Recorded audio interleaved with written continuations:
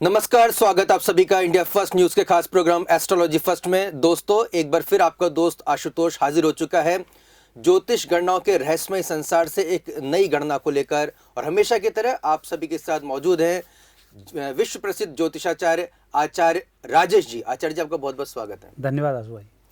दोस्तों, भारतीय संस्कृति अगर हम बात करें तो उसमें सूर्य ग्रहण और चंद्र ग्रहण का विशेष महत्व होता है।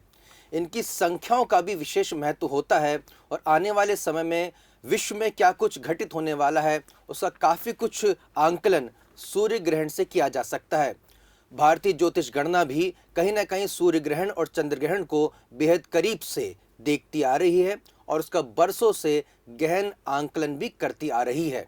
आचार्य राजेश ने साल 2020 में होने वाले सूर्य ग्रहण और चंद्र ग्रहण को लेकर भी विशेष गणना की है और उस गणना के बाद जो रहस्य पे से पर्दा उठ रहा है वो बेहद चौंकाने वाला है। आज के इस एपिसोड में हम उन्हीं रहस्यमय पहलुओं से आपको अवगत कराएंगे और आपको बताएंगे कि किस तरह से आने वाले दिनों में इन सूर्य ग्रहण और चंद्र ग्रहण का भारतवर्ष पर क्या कुछ प्रभाव पड़ने वाला है और आप सभी को किस तरह से सतर्क रहना चाहिए और क्या कुछ तैयारी कर लेनी चाहिए। तो आज के कार्यक्रम की हम शुरुआत करेंगे, साथ ही साथ ये दरख्वास्त भी करेंगे कि आप हमारे YouTube चैनल को ज़रूर सब्सक्राइब कर लें।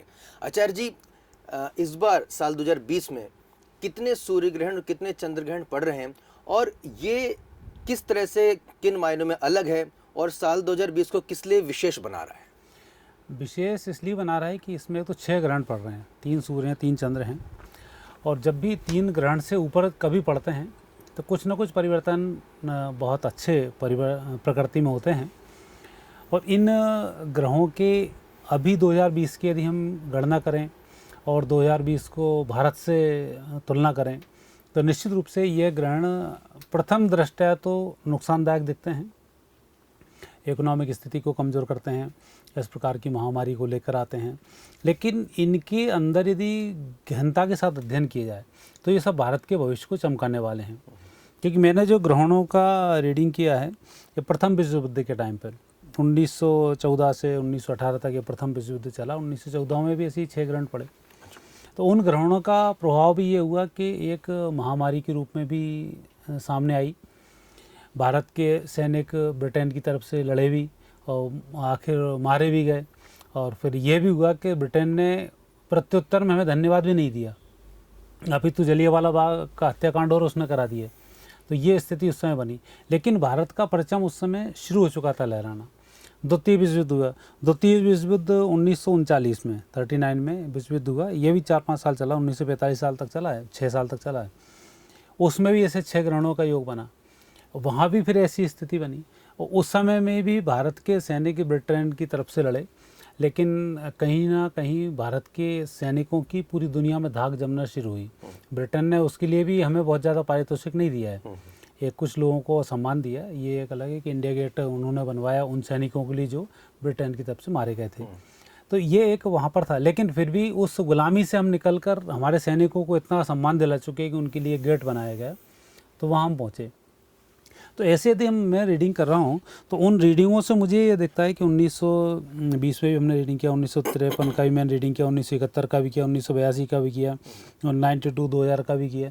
तो ये जब जब इस तरह से ग्रहण पड़े हैं तो उन ग्रहणों ने नुकसान भी पहुंचाया है और लेकिन ग्रहण समाप्त होने के बाद भारत को फ़ायदा बहुत हुआ है। आपने जिन तारीखों की बात की ये वो महत्वपूर्ण तारीखें हैं जिसमें भारत के साथ कहीं ना कहीं युद्ध हुआ है। हाँ, युद्ध हुआ है या भारत किसी परेशानी में फंसा है।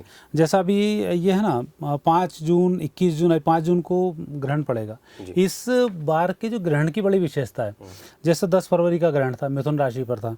इसके बाद आया 5 जून का ग्रहण आ रहा है, वो वृश्चिक राशि पर है, तो मिथुन वृश्चिक का षडाष्टक दोष है। फिर आएगा 5 जुलाई को तो धनु राशि में ग्रहण पड़ेगा वो। फिर आएगा 30 नवंबर को वृषभ में पड़ेगा, तो धनु वृषभ का फिर वो षडाष्टक आता है। फिर धनु राशि का आ जाएगा 10 दिसंबर को। तो ये षडाष्टक जो ग्रहण पड़ रहे हैं ये बहुत बड़ी विशेषता है भारत के भाग्योदय के लिए। जैसे अब मैं एक उदाहरण दूँ आपको। पहले अकाल पड़ा, अंग्रेजों के समय में प्लेग फैला, उसके बाद भारत निहत्था हुआ जी। लेकिन आखिर में भारत को धीमे धीमे आकर विजयश्री की प्राप्ति हुई, अंग्रेज लोग भी यहाँ से विदा हुए और हमें इसमें लाभ मिला। अभी भी ये महामारी कोरोना फैली, एक्चुअली ये कोरोना की महामारी में पिछली वीडियो में मैं आपको बता चुका हूँ कि ये षड्यंत्र एक्चुअली था भारत के ही खिलाफ। जी। चीन और पाकिस्तान मिलकर भारत के खिलाफ इस षड्यंत्र को करना चाहते थे, परंतु फिर भी मैंने कहा था 2012 में भारत में सत्ता साधुओं ने और देवताओं ने संभाल ली है, इसलिए ये पूरा के पूरा जो पटाक्षेप हुआ वहीं के वहीं सारा हुआ चीन में, और चीन इसमें बदनाम भी हो गया। और यही भारत का एक टर्निंग पॉइंट है जिस पर कि मैंने इतनी सारी रिसर्च की हैं कि इस कैसी घटना घटनी थी। तो ये महामारी आई, पूरी दुनिया में महामारी फैली, भारत का इसमें एक नाम हुआ, चाहे दवा के रूप में हो, चाहे मोदी जी के रूप में हो, चाहे लोगों की हमने हेल्प की हो उस रूप में हो, हम कहीं ना कहीं ठीक जा रहे हैं जी। और अब इन ग्रहणों को देखते हैं। ये ग्रहण 21 जून, 5 जून, 5 जुलाई, 30 नवंबर, ये सारे ग्रहण अब भारत पे परेशानी तो खड़ी करेंगे, लेकिन भारत को विजय भी दिलाएंगे। तो उसके ऊपर मैंने इसकी पूरी स्टडी की है। अजय जी, आपने बताया कि जब भी 3 से अधिक ग्रहण होते हैं किसी वर्ष में, तो कहीं ना कहीं उत्पात की स्थिति होती है, युद्ध जैसा माहौल बनता है। मौजूदा परिप्रेक्ष्य में आपने बता रहे हैं कि साल 2020 में भी 6 करीब ग्रहण होने जा रहे हैं। तो अब अगर हम भारत की स्थिति को और बेहतर तरीके से समझने की कोशिश करें, तो क्या इसका अर्थ ये लगाया जा सकता है कि भारत के चीन से और पाकिस्तान से कहीं ना कहीं टकराहट बढ़ सकती है? बिल्कुल। और क्या इसका अर्थ ये भी लगाया जा सकता है कि भारत, जैसा आप बता रहे हैं कि इसके अच्छे परिणाम देखने को मिल सकते हैं, तो उसके अच्छे परिणाम क्या हो सकते हैं, ये थोड़ा हम आपसे समझना चाहेंगे। अच्छे परिणाम होने में फ़ायदा आशु जी इसमें यह मिलेगा कि आज तो हम एकदम देखते हैं तो भारत को हम शून्य पाते हैं। भारत की इकोनॉमिक स्थिति टूट चुकी है, व्यवसाय धंधे टूट चुके हैं, लेकिन इनका परिणाम क्या होगा कि आज भारत के लोगों के अंदर भय नहीं है जी।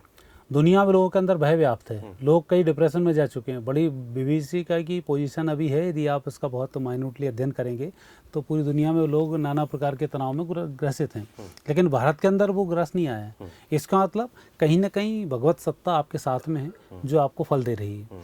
और यही ग्रहण है जो 5 जून का वृश्चिक राशि का पड़ेगा जी।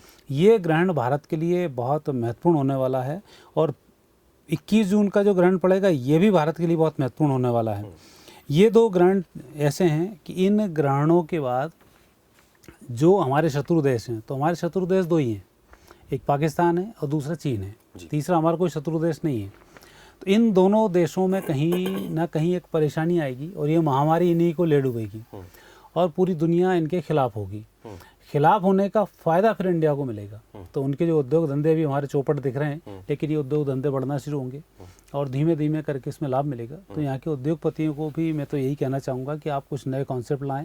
ये जो अभी चीनी सामान भारत में आ रहा है, तो इन सामान का आप रीडिंग करें, इसको आप कैसे बना सकते हैं, उस पर आप कार्य करना शुरू कर दें। क्योंकि आने वाले समय में, और मोदी जी ने भी अभी कुछ दिन पहले एक स्टेटमेंट दिया था कि आत्मनिर्भर बनना है, तो हमें आत्मनिर्भरता की तरफ आप कदम आगे बढ़ाएं। ये देश आत्मनिर्भर होने वाला है और इन 6 ग्रहणों के बाद भारत की स्थिति पूरी दुनिया के पटल पे नंबर 1 होने वाली है। अजय जी, भारत लंबे समय से सुरक्षा परिषद, सिक्योरिटी काउंसिल में कहीं ना कहीं मेंबर बनने के लिए जद्दोजहद करता है और हर बार चीन इसमें अड़ंगा मारता है, वीटो पावर लगा देता है। ये भी बड़ी हैरान वाली बात है कि भारत ने ही चीन का सपोर्ट किया था सुरक्षा परिषद में, और अब वही चीन जो है भारत को इसमें दाखिल नहीं होने देना चाहता है। क्या इस ग्रहण से भारत की सुरक्षा परिषद में जाने की संभावना को बल मिलेगा? क्या इतना महत्वपूर्ण है ये ग्रहण? ये ग्रहण बहुत महत्वपूर्ण है क्योंकि अब जिस तरह से दुनिया भारत को देख रही है, उस दृष्टि से अब ये एक नियम अलग हो कि कोई व्यक्ति किसी चीज़ को वीटो पावर लगा के यूज़ कर रहा है, दूसरे लोग भारत को एंटी कराने के लिए और क्या अपना यूज़ करेंगे, अपने वीटो पावर्स को कुछ यूज़ करने का उनके विधान होगा। लेकिन अंतोगत्वा स्थिति इसमें ये बन रही है कि नवंबर से पहले भारत सुरक्षा परिषद में एक अहम भूमिका जरूर निभाएगा, और यदि कोई नियम ऐसा होगा तो भारत उसमें एंट्री भी कर जाएगा कि इसकी पूरी संभावना है। अन्यथा भारत पूरी दुनिया में एक अहम रोल तो निभा रहा है। अच्छा जी, ये जो 5 तारीख को और 21 तारीख को जो ग्रहण पड़ रहा है, इस समय हम देख रहे हैं कि पश्चिमी देश और ख़ासतौर अमेरिका वो लगातार चीन के खिलाफ जो है बयान दे रहे हैं। अमेरिका कह रहे हैं कि भाई हम इनसे हर्जाना वसूलेंगे, और अगर नटशेल में देखा जाए तो कहने के पश्चिमी देश जिसमें यूरोप है और अमेरिका है, उनका जो नाराज़गी है, जो गुस्सा है, वो चीन के प्रति बढ़ता जा रहा है। बिल्कुल। इस ग्रहण से पश्चिमी देश और अमेरिका और चीन के संबंधों पे किस तरह का प्रभाव पड़ सकता है? इसमें जो प्रभाव विशेष रूप से पड़ेगा, हम देखो देखी बात इसमें नहीं कर सकते हैं, जो दिखाई दे रहा है हम उसकी बात नहीं कर सकते हैं, जो साइंटिफिक रूप से दिख रहा है उसकी बात नहीं कर सकते हैं। इसके पीछे थोड़ा सा अध्यात्म में आपको एंट्री करनी होगी, तब आपको इसका फ़ायदा दिखाई देगा जी। क्योंकि भारत अभी तक लगातार 1000 वर्ष से गुलामी की परिस्थिति में रहा। मुगलों का शासन आया, दुनिया भर के शासन इसमें आए और फिर धीमे धीमे भारत का विकास शुरू हुआ। 1857 की क्रांति बोलें, उसके बाद से भारत में सुधार आना शुरू हुआ। प्रथम विश्व युद्ध, द्वितीय विश्व युद्ध, इनमें भारत उभर कर ही सामने आया है। तो वही हुआ कि ये जो महामारी आई, इसमें भी भारत उभर कर ही सामने आ रहा है। और इसमें जो यूरोपियन कंट्रीज़ हैं, अभी तक भारत का ये विरोध करती थी, क्योंकि ईसा मूसा भाई भाई करते करते इनका जो भी एक नारा रहा, तो कहीं ना कहीं एक दूसरे का सॉफ्ट कॉर्नर वहाँ पर हुआ करता था। लेकिन अब वो सॉफ्ट कॉर्नर टूटेगा और वो परिस्थिति पूरी भारत की तरफ आएगी। तो अभी तक जो देश भारत के खिलाफ थे, अब आपने देखा होगा कि अभी सब मोदी जी की तारीफ कर रहे हैं, भारत की सब तारीफ कर रहे हैं, तो उस दृष्टि से सब देश भारत के पक्ष में हैं। अच्छा, चीन में जिस तरीके की जो उसने विध्वंसात्मक काम किया है, ये मैंने पहले भी ओपन किया था, जबकि ये वायरस फैला था तब मैंने बताया था बायोलॉजिकल वायरस है, जबकि आज बायोलॉजिकल मालूम पड़ रहा है। तो उस वायरस को जिस तरह से इसने फैलाने की कोशिश की, उसके खामियाजे के रूप में पूरी दुनिया इससे अलग रहेगी। और जब उद्योग धंधे टूटेंगे और आर्थिक स्थिति आपकी बेकार होगी, तो निश्चित रूप से आप औंधे मुँह गिरोगे और उसका फ़ायदा भारत को ही मिलेगा। तो बाकी जो दुनिया अब भारत से कहीं अलग थी या चोरी छुपे भारत की मदद करती थी, अब वो सब सामने आकर भारत की मदद करेंगे और भारत की तरफ एक अच्छा हाथ बढ़ाएंगे। और भारत की ये मदद नहीं करेंगे, आध्यात्मिक दृष्टि से भारत इनकी मदद करेगा अब इनको सुधारने में। तो भारत का मनोबल बहुत बढ़ने वाला है और उसका फ़ायदा आपको इन ग्रहणों के माध्यम से मिलेगा। जी। अच्छा जी, ये सिर्फ ग्रहण से भारत को सिर्फ फायदा ही होगा या फिर भारत को सतर्क रहने की भी आवश्यकता है? क्योंकि जिस तरह का आपने अध्ययन किया है, पूरी रिसर्च की है, उसमें उन तारीखों का भी जिक्र है जो कहीं ना कहीं 1965 का, 1971 का, उसमें भारत को भी काफ़ी जनहानि हुई थी, हालांकि विजयश्री हमें हासिल हुई थी। तो ये जो ग्रहण है उससे हमें किस हद तक सतर्क रहने की आवश्यकता है? जैसा था ना 1953-54 में जो ग्रहण पड़े थे, वो हमारे लिए ठीक नहीं थे। तो वहाँ हमारा भारत पाकिस्तान का विभाजन हुआ, तिब्बत का हमारे हाथ से जाना हुआ, चीन का हमारे हाथ से, चीन का से हम लोग हारे। तो ये कुछ खाद्य संकट हमारे यहाँ पैदा हुआ। लेकिन था ये कि खाद्य संकट पैदा हुआ लाल बहादुर शास्त्री टाइम, और उसके बाद आज तक हम खाद्यान्न देश बने हुए हैं। तो जो परिस्थिति उस समय बिगड़ी थी, उसमें सुधर के हम बाहर आ गए। तो अब जो ग्रहण पड़ रहा है, ये ग्रहण जैसे कोरोना के माध्यम से, नियम तो ये कहता है कि भारत की आधी आबादी को कोरोना फैलाने का इनका पूरा प्लान था, वो खुद ही चौपट हो गया। और जिन लोगों को फैलाना था उन्हीं में ही फैल के रह गया, तो बाकी लोगों में इसका नुकसान हो ही नहीं पाया। पर हम सचेत हो गए इस बीमारी से। आज हमें भारतीय संस्कृति के प्रति लगाव शुरू हुआ। आज हम हाथ जोड़ना सीख रहे हैं, आज हम तिलक लगाना सीख रहे हैं, आज हम आटी बांधना सीख रहे हैं, आज हम भगवान की पूजन करना सीख रहे हैं।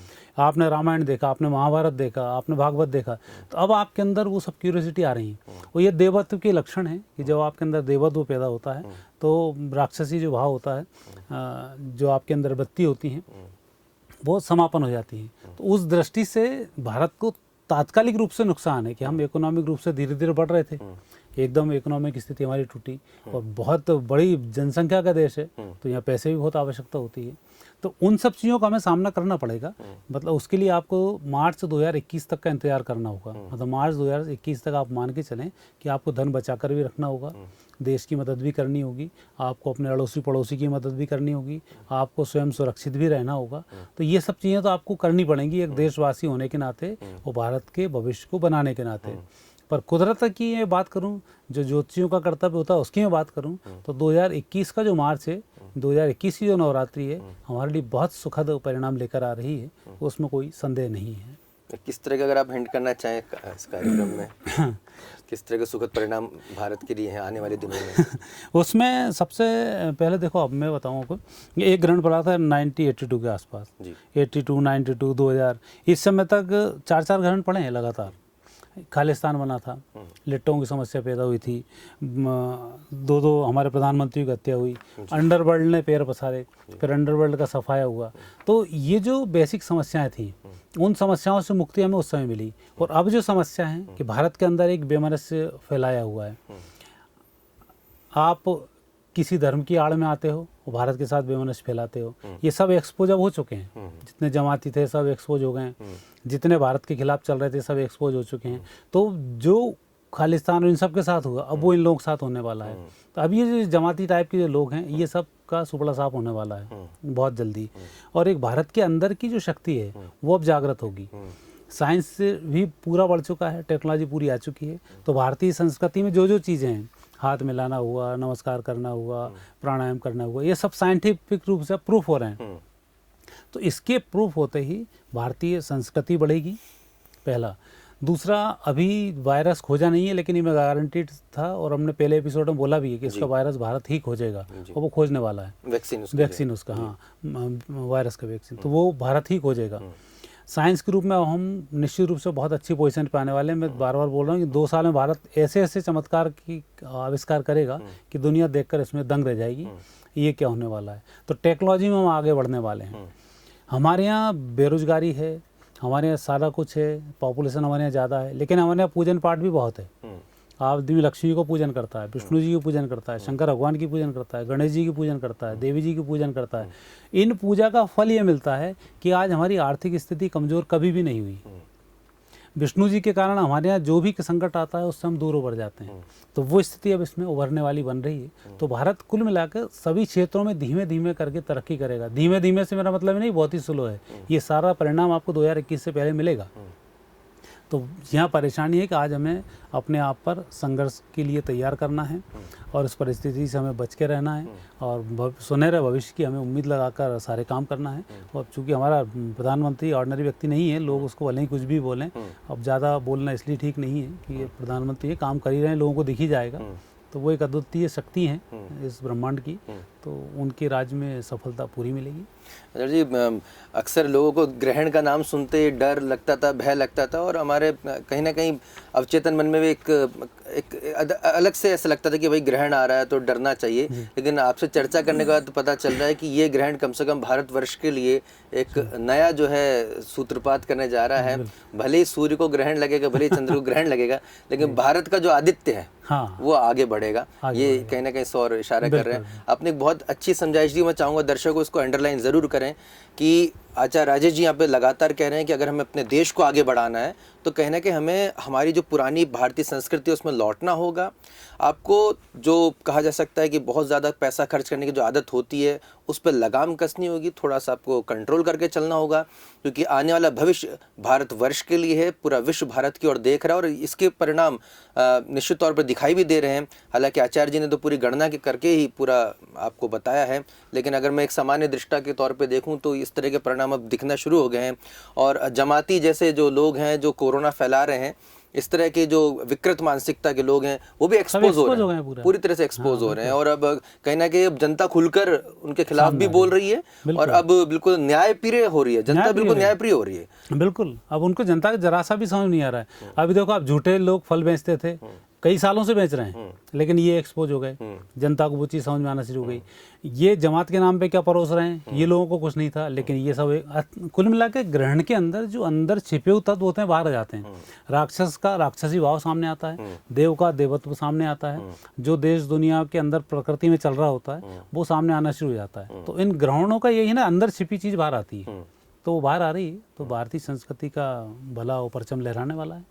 बहुत बहुत शुक्रिया आचार्य राजेश जी, इतनी महत्वपूर्ण जानकारी आपने रिसर्च करके जो निकाली है हमारे दर्शकों के साथ शेयर करने के लिए। आगे वाले एपिसोड्स में दर्शकों हम आचार्य राजेश जी के जरिए और भी ऐसे रिसर्च टॉपिक आपके सामने लाते रहेंगे। आप और कुछ क्या जानना चाहते हैं और आपकी क्या जिज्ञासा है, वो आप आचार्य जी के मोबाइल नंबर जो कि इस समय फ्लैश हो रहा है उस पर भी आप टेलीफोन करके बता सकते हैं। आप हमें ईमेल भी कर सकते हैं, लगातार हमारी ईमेल आईडी भी आपके टेलीविजन स्क्रीन पर, आपके मोबाइल स्क्रीन पर फ्लैश हो रही है। हमें बहुत खुशी होगी कि आपके जिज्ञासाओं को हम शांत कर पाएँ और आचार्य राजेश जी के ज़रिए हमारा मकसद यही है कि भारतीय संस्कृति को किस तरह से पुनर्स्थापित किया जा सके और हम सब लोग वापस से कैसे हमारी संस्कृति, हमारे समाज के बारे में जान सके, उस पर गर्व कर सकें। फिलहाल मुझे यानी आशुतोष को दीजिए इजाज़त। बहुत बहुत शुक्रिया, नमस्कार। मुद्दों पर सीधी बात, आक्रामक अंदाज, आकर्षक ग्राफिक्स, पब्लिक की आवाज। सोशल मीडिया न्यूज में सबसे भरोसेमंद नाम, इंडिया फर्स्ट न्यूज। अंतर्राष्ट्रीय सर्च इंजन गूगल ने भी सराहा। लाखों दर्शकों की बना आवाज, इंडिया फर्स्ट न्यूज। सभी दर्शकों का बहुत बहुत शुक्रिया। Subscribe now. India first news, mission for the nation.